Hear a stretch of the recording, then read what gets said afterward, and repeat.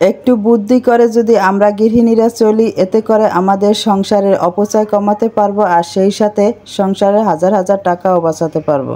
আসসালামু আলাইকুম। সংসারে অপচয় কমানো 10টি কিচেন টিপস নিয়ে আজকে ভিডিওটা আপনাদের মাঝে শেয়ার করছি। আশা করছি ভিডিওটি আপনাদের অনেক উপকারে আসবে, তাই প্রথমে লাইক দিয়ে সম্পূর্ণ ভিডিওটা দেখার অনুরোধ রইল। প্রথম টিপস, এই যে এই হলুদের গুঁড়া আর মরিচের গুঁড়া, এগুলো ধরেন আমরা এভাবে পট ভরে কিচেনে রাখি রান্নার কাজে। দেখা যায় বারবার মুখ খুলে আমরা এগুলো ব্যবহার করি, কিন্তু এই বর্ষার সিজনে এগুলো জমাট বেঁধে থাকে। দেখা যায় এক পট আমরা নিলাম, কিন্তু এগুলো সম্পূর্ণ আমরা ব্যবহার করতে পারি না, লাস্টের দিক দিয়ে ফেলে দেওয়া লাগে, এমনভাবে জমাট বেঁধে থাকে বর্ষার কারণে। তাই আমি আপনাদের একটা টিপস দেখিয়ে দিচ্ছি, এর ফলে আর এই হলুদের গুঁড়া মরিচের গুঁড়া জমাট বেঁধে থাকবে না আর নষ্টও হবে না। এর মধ্যে একটু লবণ দিয়ে রাখবেন, লবণ দিয়ে ভালোভাবে মিক্স করে গুঁড়োগুলো রেখে দেবেন। দেখবেন এই গুঁড়োগুলো কখনো জমাট বেঁধে থাকবে না। লবণ দিয়ে রাখার ফলে এই গুঁড়োগুলো একেবারে ঝরঝরে থাকবে, ওরকম আর জমাট বেঁধে থাকবে না। তাই আমরা গৃহিণীরা এভাবে আমরা আমাদের সংসারের অপচয়গুলো কমিয়ে নিতে পারি। আশা করছি অপচয় কমানোর প্রথম টিপসটি আপনাদের অনেক উপকারে আসবে। ঈদের সময় এই যে সেমাই আমরা রান্না করেছি, দেখা যায় অনেকগুলো আনা হয়েছিল। এরপরে এই প্যাকেট থেকেও কিছু নিয়ে ব্যবহার করেছি, এরপরে এই যে প্যাকেটে রয়ে গেছে। তাই এগুলো দেখা যায় যে আমরা অনেক সময় এই সেমাই প্যাকেটের সাথেই এভাবে একটু প্যাকেটটা মুড়িয়ে এক সাইডে রেখে দিই। এর ফলে ধরেন এর মধ্যে পিঁপড়ে যায়, এরপরে এই সেমাইগুলো বাতাস ঢুকে নষ্ট হয়ে যায়, ওরকম আর খাওয়ার উপযোগী থাকে না। অনেক সময় অলসতার জন্য হয়তো অনেকেই এভাবে রেখে দেন, কিন্তু এভাবে না রেখে এই সেমাইগুলো যদি আমরা একটু যত্ন করে রাখি, তাহলে পরবর্তীতে এই সেমাইগুলো আমরা খেতে পারবো। তাই এই সেমাইগুলো সুন্দর আমি এভাবে একটা বক্স করে রেখে দিচ্ছি, এর ফলে সেমাইগুলো ভালো থাকবে অনেক দিন। তাই আমরা একটু বুদ্ধি করে যদি কাজগুলো গুছিয়ে রাখি, এতে করে আমাদের সংসারের অপচয়গুলো কম হয়। এভাবে আমরা আমাদের গৃহিণীরা সংসারের অপচয়গুলো কমিয়ে নিতে পারি। এই তো আমি এখানে একটা সয়াবিন তেলের বোতল রেখেছি, আর একটা হলো সরিষা তেলের বোতল।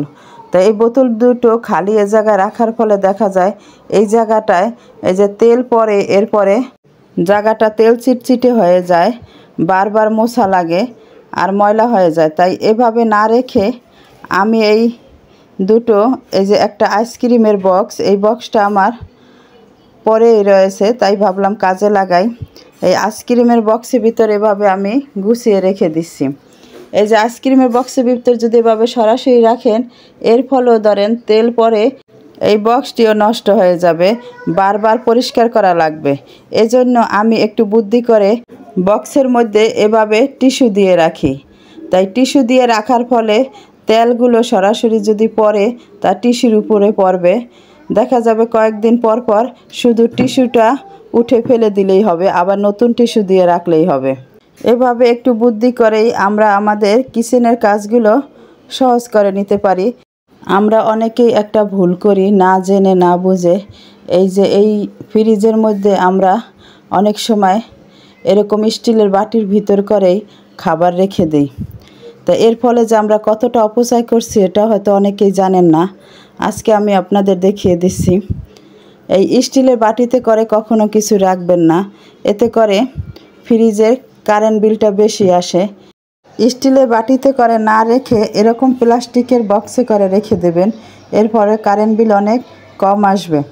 এই টিপসটা হয়তো অনেকেই অজানা, তাই আমি আজ দেখিয়ে দিলাম। আর যারা জানেন তো ভালো কথা, আর যারা না জানেন তাদের অনেক উপকারে আসবে।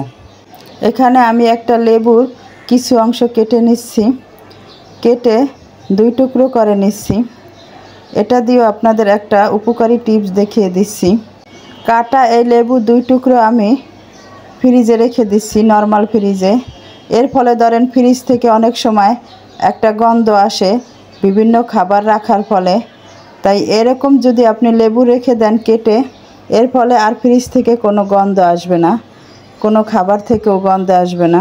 আমি এভাবে ফ্রিজে লেবু কেটে রেখে দেই, এর ফলে আর আমার কোনো খাবার থেকে গন্ধ আসে না। যারা এভাবে না রাখেন এখন থেকে এভাবে করে রাখবেন, এতে করে আপনার ফ্রিজ থেকে আর কোনো বাজে গন্ধ আসবে না। আশা করি এই টিপসটিও আপনাদের অনেক কাজে আসবে। এখানে আমি একটা বড় পেঁয়াজ নিলাম। এই পেঁয়াজের আমি বোটার অংশটা একটু বড় করে কেটে নিচ্ছি। এই যে আপনাদের দেখিয়ে দিচ্ছি এই অংশটা দিয়ে আমি কি করব। এই যে সিঙ্কের এই জায়গাটা ধরেন আমাদের কাজ যখন থাকে না, বেশিরভাগ রাতের দিকটা আমরা যখন ঘুমাতে যাই, তখন এই জায়গাটায় তেলাপোকা টিকটিকি বেশি চলাফেরা করে। তাই সেই ক্ষেত্রে এটা স্বাস্থ্যের জন্য ঝুঁকি থাকে। আমরা তো সকালে উঠেই কাজ শুরু করে দেই। তাই পেঁয়াজের এরকম একটা বোটার অংশ কেটে যদি এই জায়গাটা এরকম আটকিয়ে দেওয়া যায়, তাহলে আর এখান দিয়ে কোনো তেলাপোকা বা টিকটিকি চলাফেরা করতে পারবে না, আর পেঁয়াজের গন্ধতেও এগুলো আসবে না। এতে করে আর আমাদের কোনো স্বাস্থ্যের ঝুঁকি থাকলো না। তাই এভাবে করে সিঙ্কের মধ্যে রাতে ঘুমাতে যাওয়ার আগে দিয়ে রাখবেন। আশা করছি এই টিপসটিও আপনাদের অনেক কাজে আসবে। আমরা যখন মরিচ কাটতে নেই, এই কাঁচামরিচগুলো এভাবে কুচি করতে নেই, তখন দেখা যায় যে হাত জ্বালাপোড়া করে। আমি আপনাদের একটা টিপস দেখিয়ে দিচ্ছি, এরপরে আর হাত জ্বালাপোড়া করবে না। তাই কাঁচামরিচ যখন কুচি করবেন, তারপরে একটু সরিষার তেল দিয়ে হাতে এভাবে লাগিয়ে নেবেন, দেখবেন তখন আর জ্বালাপোড়া করবে না। এই যে আমি এভাবে সরিষার তেল লাগিয়ে নিচ্ছি, একটু বেশি পড়ে গেছে, একটু কমিয়ে নিলাম। এখন এভাবে হাতে যদি আপনি সরিষার তেল মেখে দেন, এরপর আর দেখবেন হাতে জ্বালাপোড়া করবে না। এই যে এই ছুরিগুলো কাজ করতে গেলে দেখা যায় অনেক সময় কাজ করতে করতে ধার চলে যায়। তো এই ছুরিগুলো ধার দেওয়াটা একটা সহজ আইডিয়া আপনাদের দেখিয়ে দিচ্ছি। এজন্য আমি এই যে এই পাথরের টুকরাটার উপরে একটু লবণ দিয়ে নিলাম। এরপর এভাবে করে ধার করে নেবেন, দেখবেন ভালো ধার আসে। যদি পাথর থাকে তাহলে বাসায় বসেই আপনি সুন্দর এভাবে ধার করে নিতে পারেন, বা শিল পাটা পুঁতা আছে না, ওর উপরেও আপনি এভাবে ধার করে নিতে পারবেন। তাই বাসায় বসেই খুব সহজভাবে আমরা এই ছুরিগুলো ধার করে নিতে পারি। এজন্য আর আমাদের বাজারে যাওয়া দরকার হবে না। আজকে আমি আপনাদের সাথে সংসারে অপচয় কমানো 10টি টিপস শেয়ার করেছি। আশা করি টিপসগুলো আপনাদের অনেক উপকারে আসবে। আমার এই ভিডিওটি যদি ভালো লেগে থাকে তাহলে লাইক সাবস্ক্রাইব করে আমার পাশে থাকবেন। আর যারা আমার বন্ধু হয়ে পাশে আছেন তাদের সবাইকে অসংখ্য ধন্যবাদ। সবার সুস্থতা কামনা করে এখানেই শেষ করছি। আসসালামু আলাইকুম।